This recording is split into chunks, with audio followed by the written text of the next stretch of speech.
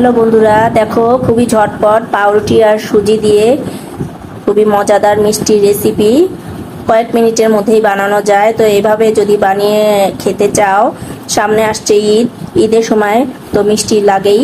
তো এভাবে যদি বানাতে চাও তাহলে চলো পুরো ভিডিওটি দেখে আসি। বন্ধুরা, কেমন আছো সবাই? এই যে চলে আসলাম আবার একটা রেসিপি নিয়ে, সেটা হচ্ছে মিষ্টির রেসিপি। তো দেখো, একটা ফ্রাই প্যান নিয়ে নিয়েছি, এর মধ্যে 2 চামচ সুজি দিয়ে দেব।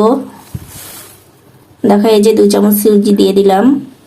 এই তো সুজি নিয়ে নিয়েছি, এখন এটা একটু নেড়ে চেড়ে নেব, লাল বেশি করা যাবে না।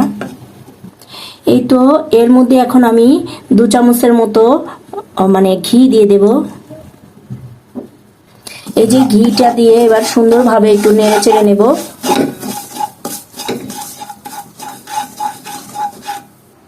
এই তো খুব ভালোভাবে নেড়ে চেড়ে নিয়েছি, এখন আমি এগুলো উঠায় ফেলবো। এই তো দেখো, ফ্রাই প্যানটা আবারও বসিয়ে দিয়েছি। তো এর মধ্যে 2 কাপ দুধ দিয়ে দেবো, লিকুইড দুধ। তো এর মধ্যে দিয়ে দিব এলাচ, 4টা এলাচ।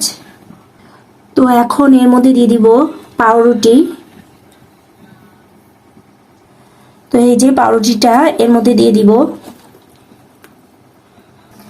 এখন এর মধ্যে আধা চামচেরও কম বেকিং পাউডার দিয়ে দিব। এগুলো দিয়ে এখন অনবরত নাড়তে থাকবো। তো এরপরে এই যে ভেজে রাখা সুজিটা দিয়ে দেব। তো দেখো বন্ধুরা, এই যে আধা কাপেরও কম এখন আমি চিনি দিয়ে দেব। দিয়ে এগুলো আবার খুব ভালোভাবে নাড়িয়ে নেব। এখন দেখো 2 চামচ গুঁড়ো দুধ দিয়ে দিব।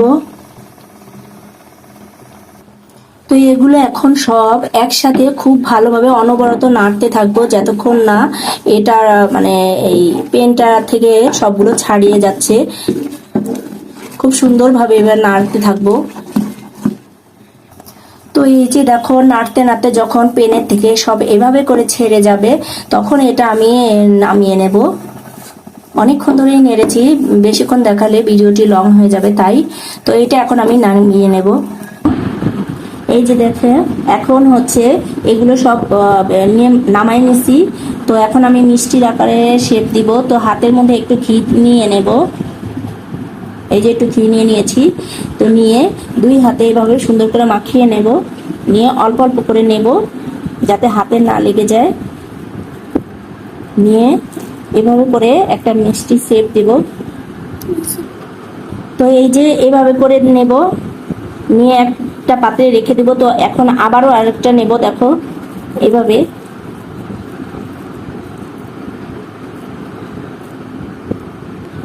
এই যে আরেকটা বানিয়ে নিলাম। তো এভাবে করে আমি সম্পূর্ণগুলো বানিয়ে নেব। এই তো দেখো, আমার সম্পূর্ণ হয়ে গেছে। তো এখন আমি এগুলো স্টিম করব, সেদ্ধ করতে দেব, যেটাই বলো, স্টিম অথবা সেদ্ধ যেটাই বলো। তো সেটা এখন করতে দেব। চলো চলে যাই চুলার কাছে।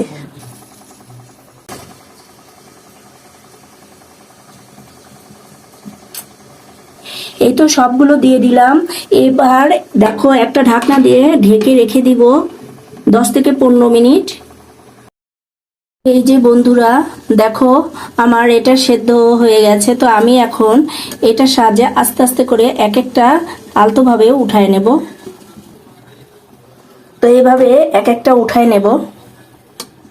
তো বন্ধু দেখো, সবগুলো উঠাই নিয়ে আসছি। তো এখানে আমি একটা বাটিতে 2 চামচ গুঁড়ো দুধ নিয়ে নিয়েছি। তো এখন এই যে এগুলো এখন এই গুঁড়ো দুধের মধ্যে কুট করে নেব, মাখিয়ে নেব। তারপরে সবগুলো একে একে মাখিয়ে নেব।